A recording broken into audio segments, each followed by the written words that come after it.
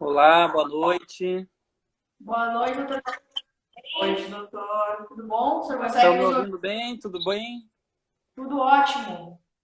Então, iniciando, né, em nome da Tempo Jurídico, nós gostaríamos de agradecer o teu aceite para essa live, né, para que possamos trabalhar sobre alguns assuntos que envolvem ao setor previdenciário, principalmente nesse período de coronavírus, né, e queria, então, aproveitando o agradecimento, que tu iniciasse explicando algumas ações da Comissão Especial de Seguridade Social, né? Inclusive em relação aos precatórios, que nós tivemos nos últimos dias alguns retornos positivos, né, frente às alternativas da comissão. Então, gostaria que tu começasse para nós falando a respeito disso e muito obrigada por estar conosco essa noite. Obrigado pela oportunidade de falar um pouco do trabalho que a gente tem feito na comissão. Olha, tem sido um trabalho bem duro, né? Desde que começou a pandemia do coronavírus. A gente tem trabalhado mais na comissão do que era antes da questão do coronavírus. Quero, então, inicialmente agradecer a vocês, agradecer as pessoas que estão entrando aqui, nossos amigos, o Bruno, advogado atuante, o Bruno Dugacek, a Isabel da ABA aqui em Porto Alegre e todos os outros aí que estão entrando.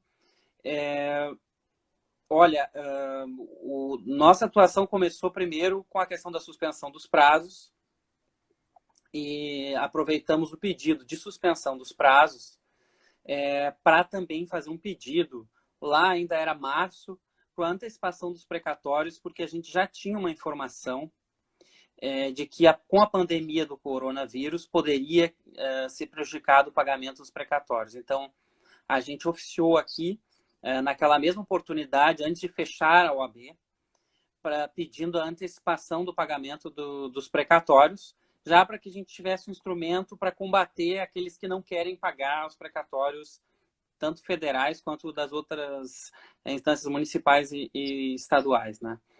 E também fizemos pedido de suspensão do prazo do INSS.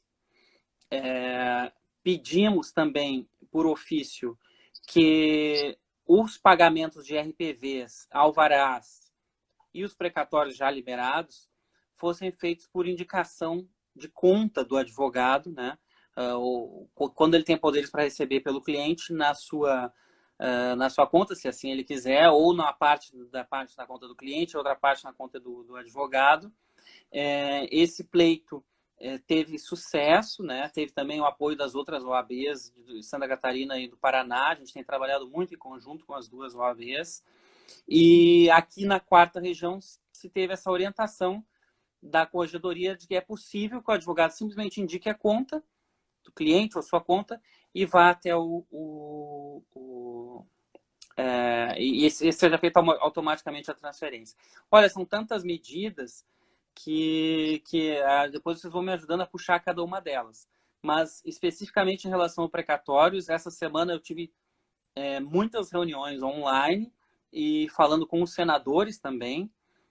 Tanto é que a gente conseguiu, naquele projeto de decreto legislativo, que um senador que é da base, e por isso a gente escolheu que o pedido fosse feito por ele, fizesse uma emenda e nessa emenda praticamente todos os precatórios previdenciários seriam liberados e os precatórios não previdenciários, não alimentares também, para idosos, deficientes e outros assim. E aí acabou que teve muita polêmica esse projeto de decreto legislativo e está se tentando colada, mas que o senador Wellington já está coletando as assinaturas, para a qual a gente já fez também uma emenda. Caso ele consiga as 27 assinaturas, a gente já está falando com os senadores para conseguir as nossas 27 assinaturas. E de outro lado, também, no âmbito judicial, o Partido Democratas, representando a Frente Nacional de Prefeitos, entrou com a ação de omissão 58 para que os precatórios não sejam pagos. Apesar de serem os prefeitos que entraram, eles em sentido amplo, ou seja, nas três esferas. E isso a OAB Nacional, através da Comissão de Precatórios, já apresentou pedido de ingresso como amicus curiae, já entrou como amicus curiae e eles não conseguiram eliminar. Eu posso esmiuçar isso melhor, porque é muita coisa, gente. Eu estou trabalhando quase só na OAB, nas minhas coisas aqui. Imagino mesmo. E sobre a suspensão dos prazos, doutor Tiago, a OAB tem lançado aí uma consulta, né, para sondar o que os advogados estão pensando a respeito disso. Já existe um posicionamento? O que a categoria está pretendendo? O que a OAB pretende buscar aí junto aos tribunais? Como é uma situação complexa, a OAB Nacional fez uma pesquisa e a nossa OAB Rio Grande do Sul está fazendo a pesquisa, que encerra hoje. Então, quem não votou, é importante votar. Se quer que abram todos os prazos, se quer que não abram nenhum dos prazos, ou se quer que abram somente os eletrônicos. Para que a OAB saiba a linha que a advocacia, de forma democrática, quer seguir. Né? Então, essa é uma forma de dividir, digamos, entre todos os advogados a responsabilidade do que vai ser pedido. Eu acho que foi uma boa alternativa, né? Porque muitos já conseguiram operacionalizar na sua casa o teletrabalho e entendem, por exemplo, que os eletrônicos podem seguir os prazos. Outros ainda não conseguiram se organizar e acham que nenhum prazo pode ser aberto novamente. Então, é importante a pesquisa para isso. No início, é claro que a gente teve e eu apoiei muito que todos os prazos fossem suspensos, porque a advocacia não estava preparada e poderia, muitos casos de pessoas serem infectadas, ou, enfim, a OAB Rio Grande do Sul foi bem rígida.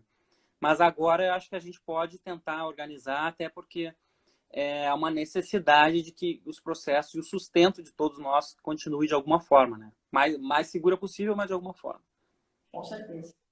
E que além da retomada dos prazos, né, nós teríamos também que ver aí a questão da efetividade das medidas, né? Nós temos aí nas ações previdenciárias, doutor, a questão da não realização das perícias, né? E dependendo aí de cada marca, a concessão ou não das tutelas de urgência e também a implantação, né, dos benefícios por parte do INSS, que é algo que não está acontecendo, né? Isso. O INSS já estava com dificuldade na implantação. Antes mesmo de termos a pandemia do coronavírus. Aí aconteceu que o TRF, através do seu centro de inteligência, fez essa orientação, dando, digamos assim, novo prazo para o INSS de 25 dias corridos, zerou todos os prazos de implantação pela orientação da Corregedoria e passou a ter esses 25 dias com a promessa de que o INSS ia agora conseguir por teletrabalho, se adaptar e fazer nos 25 dias essas implantações, exceto as revisões que começariam a contar a partir do dia 30 agora. O TRF, então, deu essa chance, deu essa colher para o INSS nas implantações. Né? O que a comissão está fazendo? A comissão está tentando fiscalizar se esses 25 dias vão ser corridos, se vão ser uma intimação única, para a gente conseguir reduzir esse prazo, já que a gente sabe que não vai conseguir mudar o provimento. Então, a gente está fazendo esse papel de fiscalização nesse ponto. E em relação aos processos administrativos do INSS Digital, que cada vez está dando mais problema na plataforma e ninguém consegue trabalhar, a gente está fazendo pedido de suspensão dos prazos. Durante toda essa semana a gente teve monitorando e viu que não funciona e oficiou, inclusive, a presidência do INSS, a superintendência, a DataPrev. Hoje eu tive em conversa com a DataPrev, disseram que amanhã provavelmente vai estabilizar o sistema, que eles colocaram coisas novas no sistema e deu a pane, entre elas o novo cálculo da Previdência, que foi incorporado ao meu INSS, e aí deu problema no INSS Digital. Então, o nosso papel, e eu acho que é importante a advocacia que está assistindo saber isso, o papel do advogado que está vinculado à OAB é de fiscalizar, mas nós não conseguimos suprir o serviço público que o INSS tem obrigação de prestar. Eles é que têm que fazer a plataforma, eles é que têm que implantar. Então, muitas vezes as pessoas dizem, pô, mas não está funcionando, e a OAB, sabe? mas a OAB não é ela que presta aquele serviço. Não é a OAB que desenvolve o que a Dataprev tem que desenvolver, o que a INSS tem que desenvolver. Mas a nossa comissão aqui do Rio Grande do Sul é uma das mais atuantes e está em cima de todos esses pontos diariamente. Diariamente. Até mesmo os segurados agora, né, doutor Tiago, que estão fazendo aí os requerimentos dos auxílio doença e tentando encaminhar o atestado na via digital, estão percebendo agora um pouco da nossa dificuldade. É verdade, né? É um drama, né? O sonho é que fosse o EPROC, que fosse substituísse todo o processo administrativo, né? Do INSS. Doutor, a questão também não se atém somente ao meu INSS, né? O SAG do advogado também está com uma instabilidade muito grande. Já vinha, né, com problemas e agora parece que realmente complicou muito o trabalho do advogado, né? Sim. Também a gente mandou um e-mail diretamente para o SAG lá, porque realmente não estava tendo condições de trabalho. E a gente pediu a suspensão desses prazos, desses dias todos de pane, né? Alguém colocou ali também sobre a questão da perícia indireta, né? Uhum. Que, inclusive, é um dos temas que a gente vai levar semana que vem para o Fórum Interinstitucional do TRF, essa questão da perícia indireta. O que eu acho? Eu acho que o advogado deve se manifestar se ele aceita esse procedimento. Em alguns casos, a gente tem a documentação robusta, talvez até tenha mais chance de conseguir com uma boa documentação do que as perícias presenciais que estavam em grande parte negando tudo, né? O doutor Guilherme Portanova aí entrou também, um abraço, doutora Cássia, obrigado. Eu penso o seguinte, o advogado escolhe conforme a documentação do cliente. Se o cliente tiver uma documentação hábil para ser avaliado até sem a perícia, é isso que a gente vai levar no fórum. Porque se o próprio INSS está abrindo a porta para a gente juntar o atestado, para eles conseguirem fazer uma avaliação mais direta, por que nós não flexibilizarmos o judiciário para que o juiz, vendo o atestado, vendo a condição de saúde, possa, inclusive, já no período de pandemia, deferir o benefício pela documentação juntada? Já que eu sei que alguns peritos estão devolvendo a ordem de perícia indireta, se negando a fazer por causa de orientação do Conselho Federal de Medicina. Então, é por isso que a gente vai discutir no fórum semana que vem. Está tendo um problema também na parte das perícias indiretas, por causa que alguns peritos acham que não é possível. E é isso que a gente vai trabalhar, tentar levar essa alternativa de flexibilização para o fórum. Pois é, teve um colega que acabou de comentar aí na live também, o Bruno, né, que falou da questão da devolução dos valores, né, depois disso, né. Provavelmente teremos uma enxurrada de ação nesse sentido, né, porque alguns casos realmente vai acontecer, né, de pessoas que estão juntando atestado e porventura depois venha se constatar que não havia incapacidade.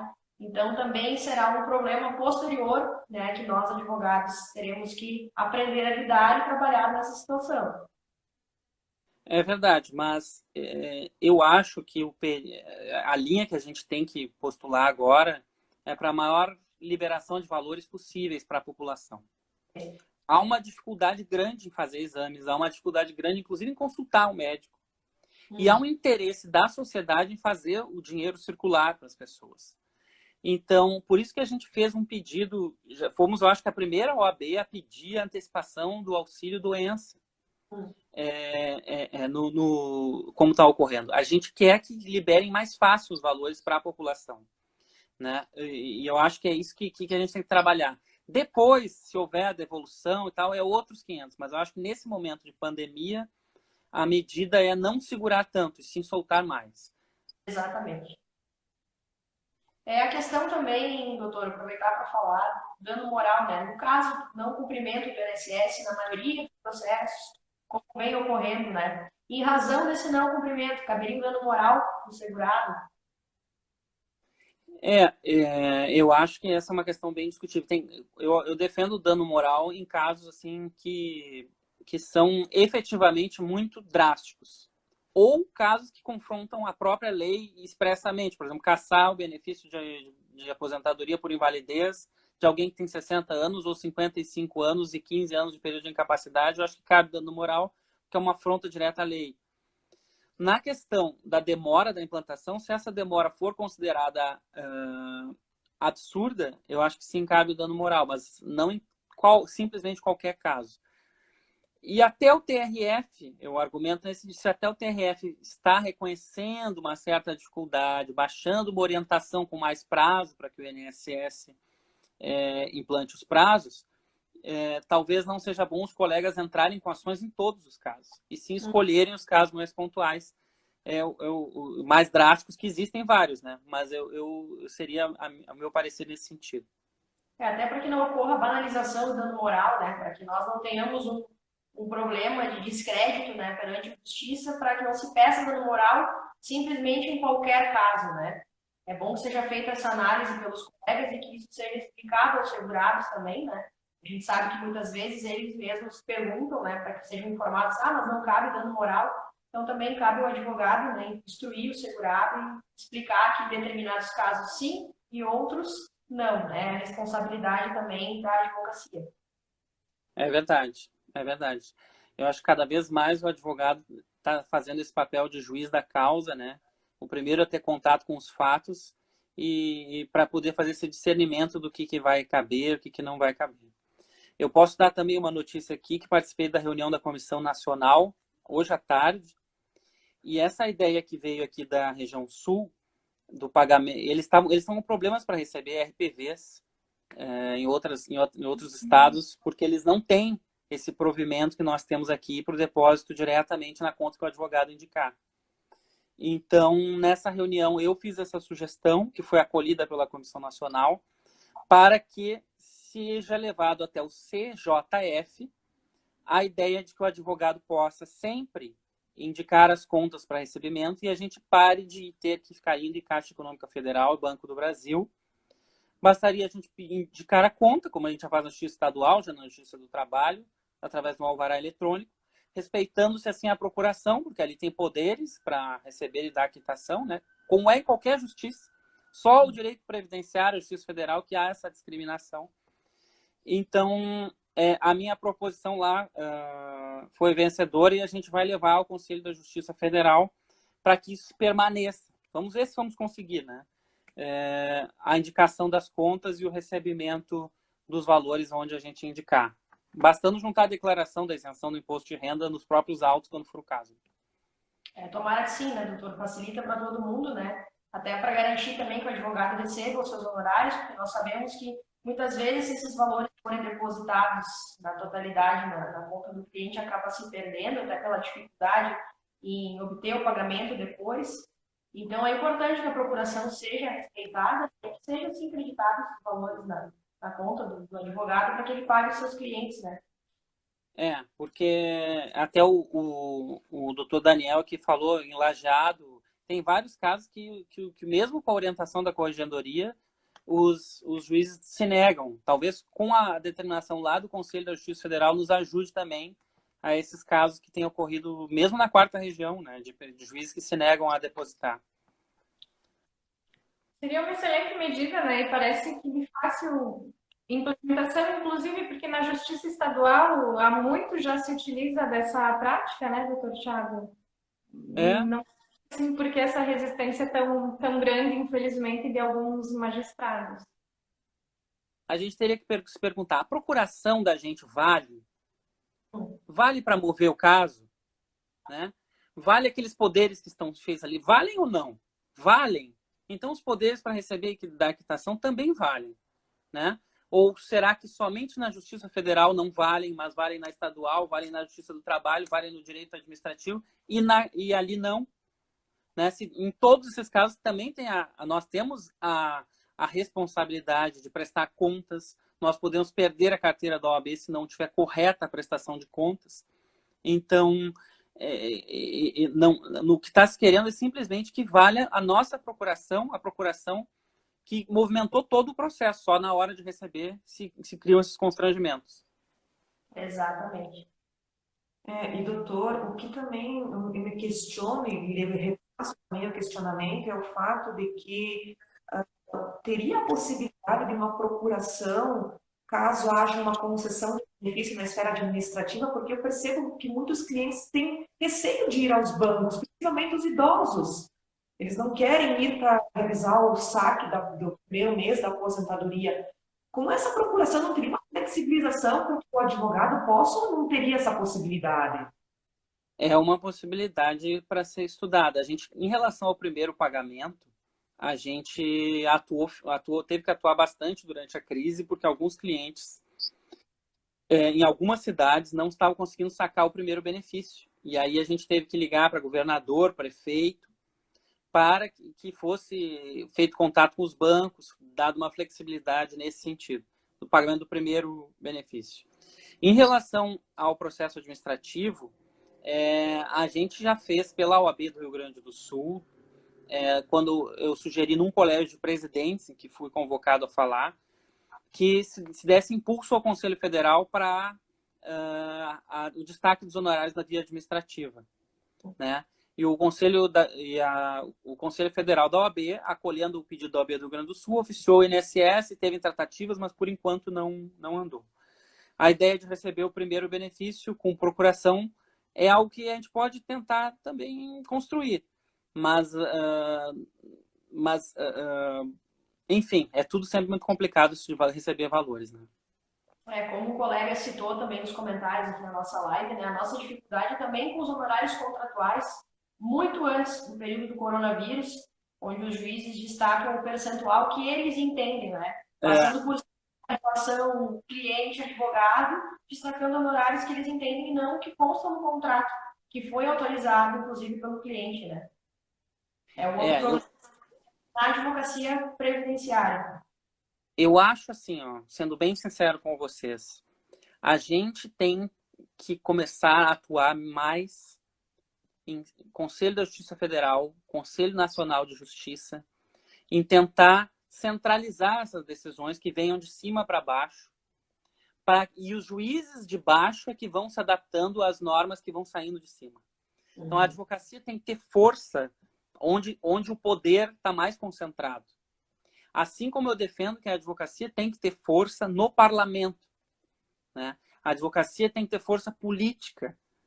Porque se a gente não tiver força política, se a gente não tiver influência onde o poder está concentrado, nós vamos ter cada vez mais e mais problemas, como vem acontecendo, na nossa atuação, e às vezes a gente nem sabe de onde vem a pedrada, porque vai se desconstruindo a figura, o papel, o poder, a influência do advogado, sem ele saber sequer o porquê que a vida dele está tão ruim. Nós precisamos ter a consciência de que o poder de representatividade, de atuação concentrado é importante, é o que vigora no Brasil e que a advocacia não pode abrir mão. Nós não temos que ficar só batendo em questão de prerrogativa, da prerrogativa em termos genéricos. Nós temos que atuar em todos os pontos que são importantes na questão da advocacia, da nossa atuação e da cidadania também. Como a gente fez na questão da reforma da Previdência, que a nossa OAB do Rio Grande do Sul foi a única citada no relatório, né, da reforma, e conseguimos emendas, etc. e tal. A gente tem que ter uma atuação política forte. Se a gente não se der conta disso, a gente vai ter cada vez mais problemas na base. Felizmente, a nossa OAB aqui do estado do Rio Grande do Sul é bastante atuante, né, doutor Thiago? O senhor, inclusive, felizmente nos representa muito bem e a gente está vendo aí o trabalho, especialmente da comissão, né, nesse momento crítico aí que todos nós estamos enfrentando.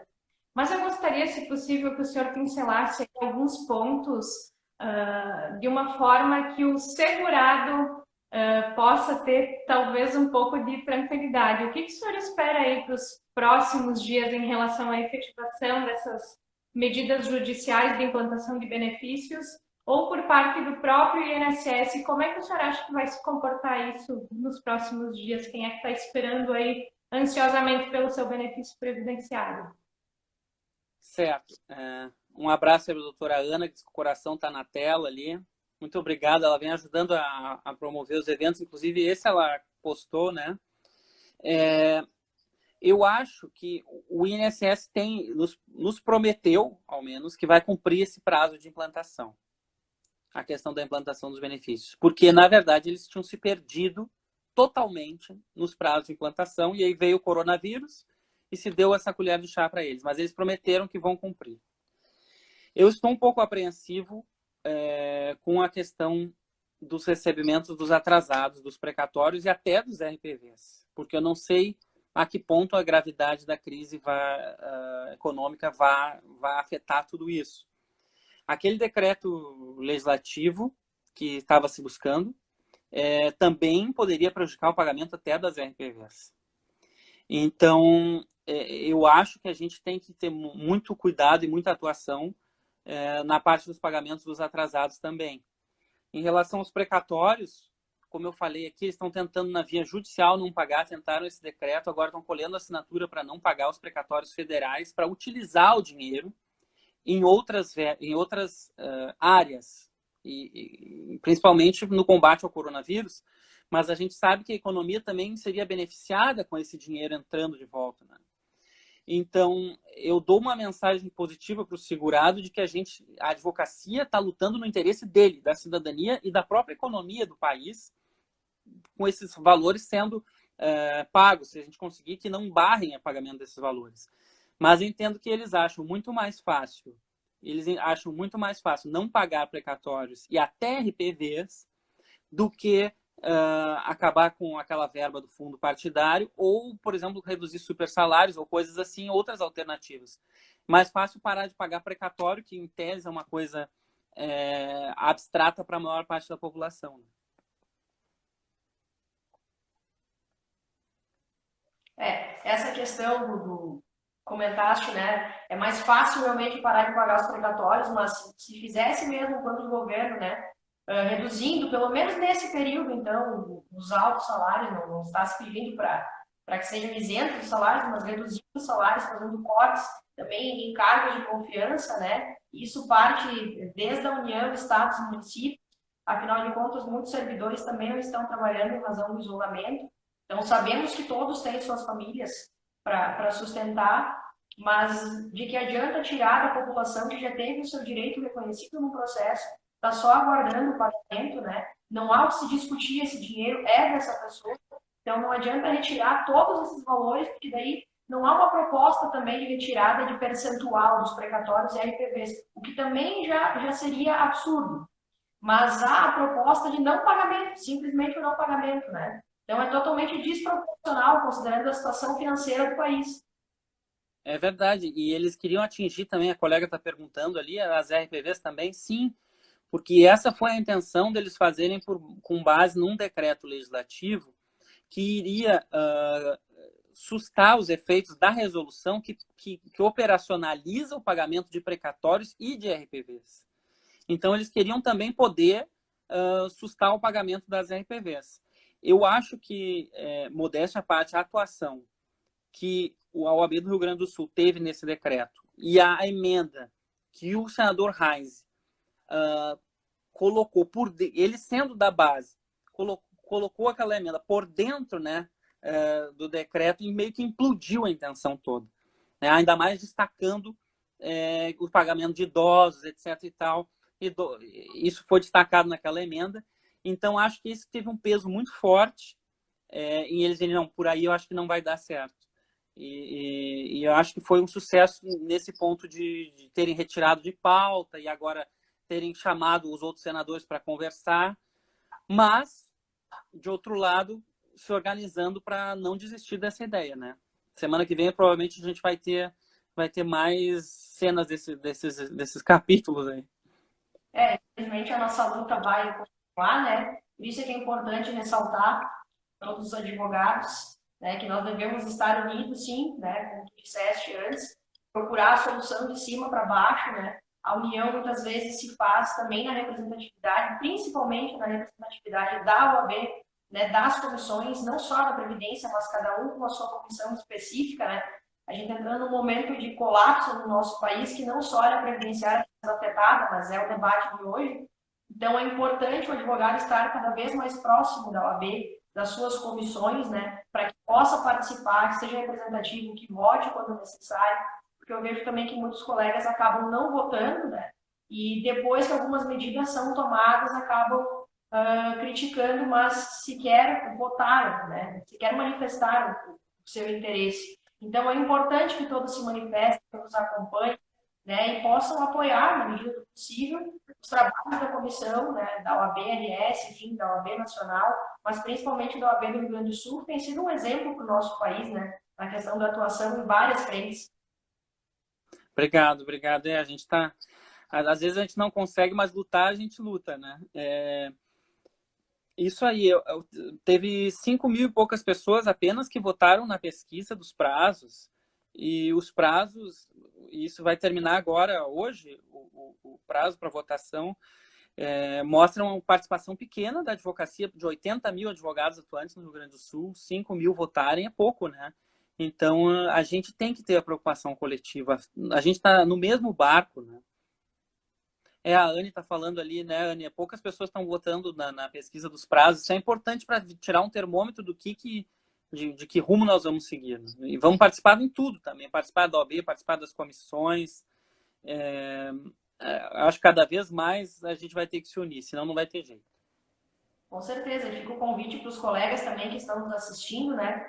Os que ainda não participam de suas comissões municipais, enfim, estaduais, é só entrar em contato com a sua OAB a nível de subseção ou seccional também, né? Tem os e-mails próprios da Comissão de Seguridade Social da OAB-RS, que o pessoal retorna. Então, sempre há formas de participar, embora as reuniões sejam em Porto Alegre, também há possibilidade de reunião por videoconferência, né? Os colegas acabam não participando em função, eu não consigo deslocar até Porto Alegre, mas não é necessário. Né? Cada colega pode apoiar na sua cidade, fazendo outras atividades, né? Mas ainda assim apoiar o trabalho da comissão. Isso. Obrigado por divulgar a comissão. A comissão precisa do apoio e a gente precisa unir a advocacia previdenciária também no Brasil todo, né? Tem colegas falando de outros estados. No Brasil todo. Só no Rio Grande do Sul a gente tem a estimativa de ter 18 mil advogados previdenciaristas. E imagina quantos são no Brasil. Esse pessoal unido poderia fazer uma diferença bem grande. Vocês estão me ouvindo? Sim. Bem grande em questões da cidadania. Se a gente tivesse mais união, cada vez mais união, mais a gente pode influenciar. Parlamento e Poder Judiciário também. E no próprio Executivo, no INSS, que é o que nos interessa mais. Né?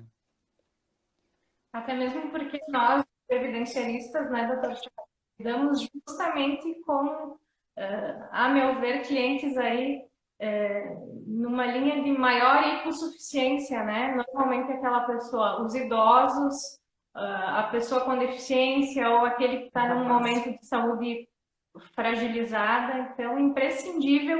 Eu vi que uma colega colocou aí, né? Empatia, eu acho que é a palavra. Estamos sempre tão dispostos aí a brigar pelos interesses dos nossos clientes nesse momento de maior relevância ainda, né? Fazer valer o direito dessas pessoas e estarmos todos unidos, especialmente não só para buscar os direitos da nossa categoria, como o senhor bem colocou, mas especialmente dos nossos clientes, que são pessoas socialmente, às vezes, desassistidas. Né? É verdade, a gente tem muito essa bandeira da cidadania na nossa comissão. A Seguridade Social, para mim, é cidadania, né? É distribuição de renda, é garantia de um mínimo para a população. O nosso sistema público de previdência é o sistema básico, né? E muito importante. Por isso a gente também está atuando em outros projetos para, em breve eu espero anunciar de socorro à população, que ainda não posso falar para não estragar, mas a gente está trabalhando também nesse aspecto, assim como trabalhamos na parte da cidadania muito forte na questão da reforma da Previdência com as emendas, algumas até que a gente conseguiu vingar, outras não, mas influenciando, né? Esse é o papel que o cidadão tem que fazer. Acompanhamos, inclusive, que a senhora recentemente deu aí uma entrevista falando do auxílio emergencial, né? Que também é uma medida aí, talvez, de estar assistindo essas pessoas que no momento não têm nenhum acesso à renda, nem mesmo seus benefícios previdenciários. É verdade, esse benefício assistencial veio em boa hora. Olha, muita gente precisando. Muita gente, depois que eu dei a entrevista do benefício assistencial, que é um assistencial emergencial também, né? Muitas pessoas com dúvidas e querendo desesperadamente, né? Eu gostaria que fosse modificado e ampliado, né? Porque, por exemplo, quem declarou no ano de 2018 uma renda, mas ficou totalmente desempregado em 2019, não tem direito, porque passou dos 28.500, que é a hipótese que constou lá na lei. Acho que isso é um pouco injusto, né?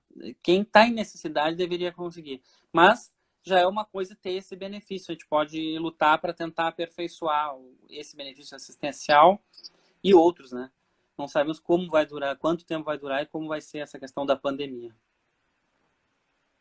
Doutor, e me parece que também nós tivemos um agravante muito grande, que foi a reforma da Previdência ocorrida no final do ano passado, né? O que fez que muitos benefícios não foram concedidos na via administrativa, vão ser judicializados, vão ter todo o problema de passar por um processo extremamente que a gente sabe que não é um processo a curto prazo, e isso só vai fazer com que a economia não vai girar, né? É um problema muito sério. A reforma, ela achatou muito isso também, ela era um curto prazo, né? Ela trouxe com que muitas pessoas, as regras de transição, de repente, pessoas que estavam muito próximas, mas que vão ter que cumprir ali o pedágio de 50%, colocou lá adiante, vão ser pessoas que também não vão receber um benefício agora. Então, acho que a reforma também foi prejudicial nesse sentido, né, doutor?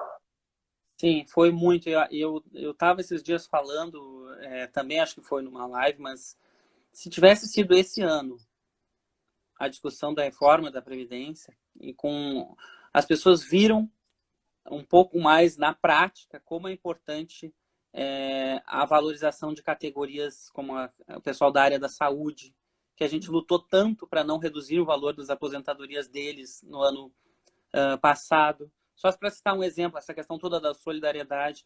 Olha, a nossa comissão teve um membro que foi xingado por um senador por causa dessa questão da aposentadoria especial da área da saúde.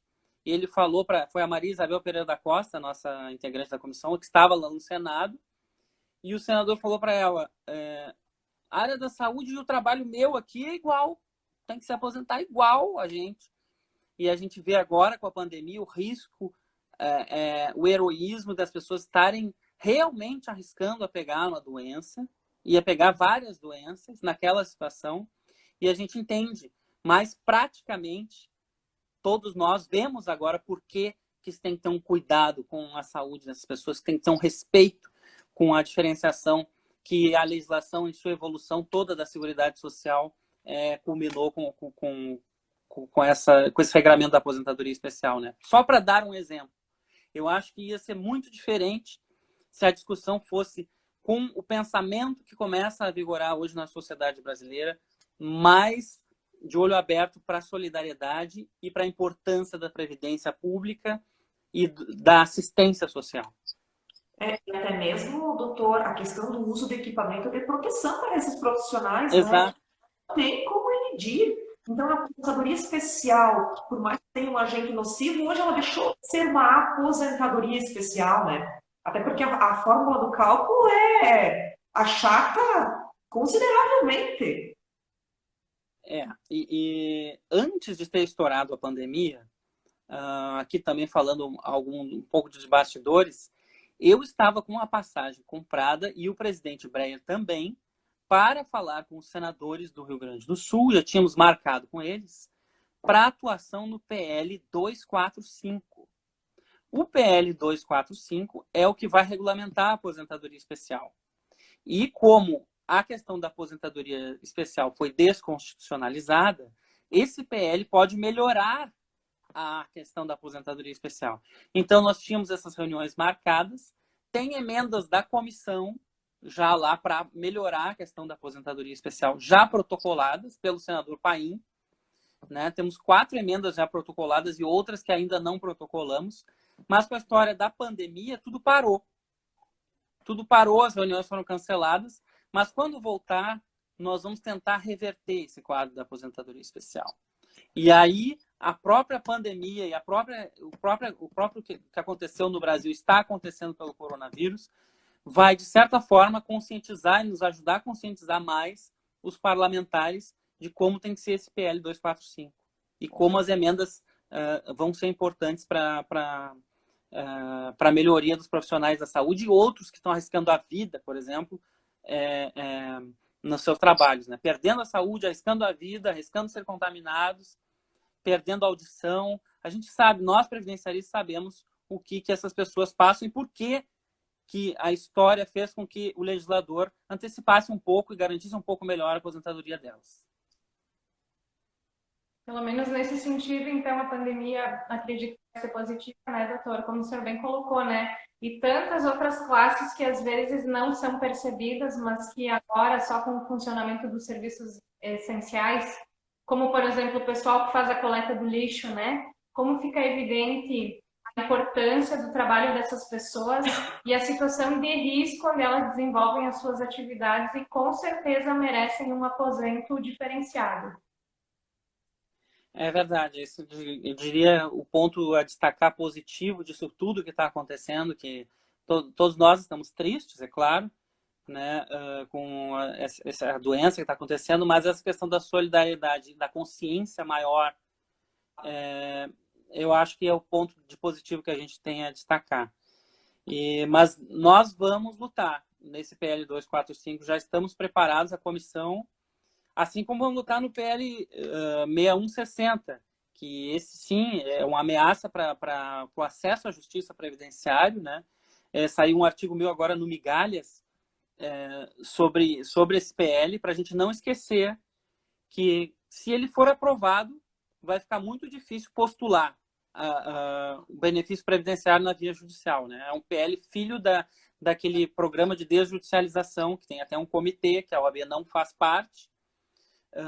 Daí nasceu esse PL para impedir que o cidadão peça o benefício previdenciário na via judicial e, se ele pedir, que receba menos, com o corte de parte dos atrasados, né? Todo o sistema que eles montaram para pagar menos atrasados, conta da última prova, etc. e tal.